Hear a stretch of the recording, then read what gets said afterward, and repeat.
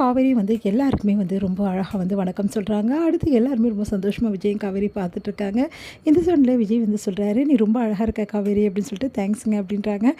சரி எல்லாரையும் கூப்பிட்ருக்க, ஏன் காவேரி எழுந்து போய் எல்லாருக்கும் வந்து கூப்பிட்ட, எனக்கு கஷ்டமாக இருந்தது காவேரி அப்படின்னோடனே, இதில் என்னங்க இருக்குது, நம்ம கூப்பிட்டாங்கன்னா நம்ம வரவேற்கிறது தாங்க எல்லாமே இருக்குது. நிறைய பேர் ஃபங்க்ஷனுக்கு எல்லாருமே கூப்பிடுறாங்க, ஆனால் யாருமே வரவேற்கவே மாட்டேங்கிறாங்க. அவங்க பக்கம் ஒரு பக்கமாக வந்து ஃபோட்டோஸ் எடுத்துகிட்ருக்காங்க, இன்னொரு பக்கம் வந்து எல்லாருமே வந்துட்டு அப்படியே பார்த்துட்டு போயிடுறாங்க. அப்புறம் எதுக்குங்க கூப்பிடணும், கூப்பிட்டா ஒருத்தவங்கள வந்து நம்ம வந்து வரவேற்கிறது தாங்க இருக்குது எல்லாமே அப்படின்னு ஒன்று நல்லா பேசுகிற காவேரி அப்படின்றாரு, சிரிக்கிறாங்க.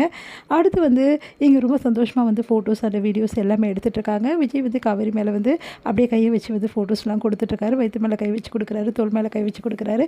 அந்த மாதிரி ஃபோட்டோஸ்லாம் நிறைய எடுத்துகிட்ருக்காங்க. அடுத்து வந்து சரி சந்தனம் பூசணும் எல்லோரும் வாங்க அப்படின்னு சொல்லிட்டு ஒவ்வொருத்தரும் வந்து சந்தனம் பூசுகிறாங்க. சாரதா முதல்ல நீ பூசு சாரதா, வேணாங்க பரவாயில்ல பெரியவங்க நீங்கள் இருக்கீங்க, நீங்கள் முதல்ல பூசுங்க அப்படின்னு சாரதா வந்து சொல்கிறாங்க. பாட்டி வந்து சந்தனம் பூசுகிறாங்க. அடுத்து வந்து சாரதா அப்புறம் அங்கே இருக்கவங்க எல்லாருமே சந்தனம் பூசுகிறாங்க. அப்போ வந்து முத்துமலர் வந்து பாட்டி கூப்பிட்றாங்க, வாமா நீ வந்து சந்தனம் பூசு அப்படின்னு சொல்லிட்டு அப்படியே பார்க்குறாங்க சாரதாவை. சாரதா அமைதியாக இருக்காங்க. சாரதா ஒன்றும் சொல்ல மாட்டா, நீ வாமா அப்படின்னு முத்துமலர் வந்து சந்தனத்தை பூசி விட்றாங்க.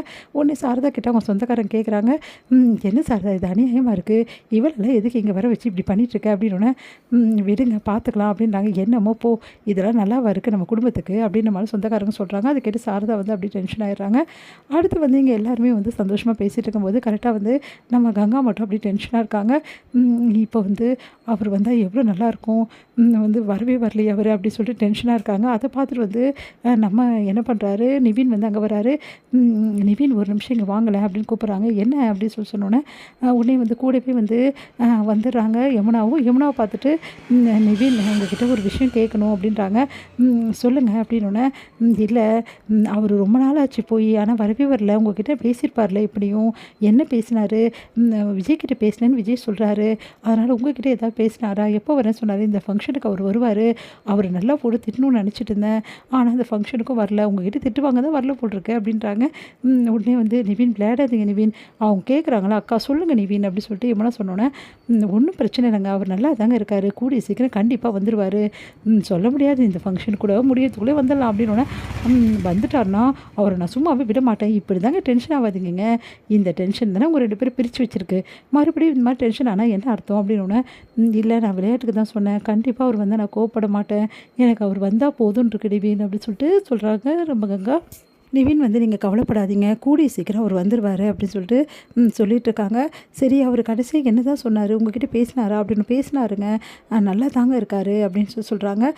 சரிங்க, அப்புறம் ஏன் என்கிட்ட மட்டும் பேசவே மாட்டேங்கிறாரு, இல்லைங்க அவர் போன இடத்துல டவர் கிடைக்கல, அதனால தான் பேச முடியல, கண்டிப்பாக டவர் கிடச்சிடும் உங்ககிட்ட பேசுவார் அப்படின்னோடனே, சரி ஓகே அப்படி சொல்லிட்டு போகிறாங்க.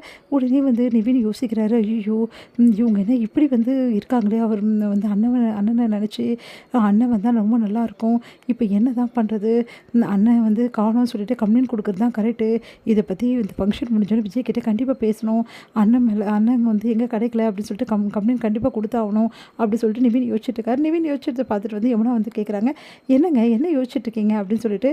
ஒன்றும் இல்லை, உன் அக்காவுக்கு உங்கள் மாமா பார்க்காம இருக்க முடியல, ஆமாங்க அவள் ரொம்ப ஏங்கி போயிருக்கா, மாமா வந்தால் ரொம்ப நல்லா இருக்கும்டா, இந்த ஃபங்க்ஷனுக்கே அவர் வந்துட்டால் ரொம்ப நல்லாயிருக்கும், வந்துடுவாரா அப்படின்னோடனே, தெரியல யமுனா அப்படின்றாங்க.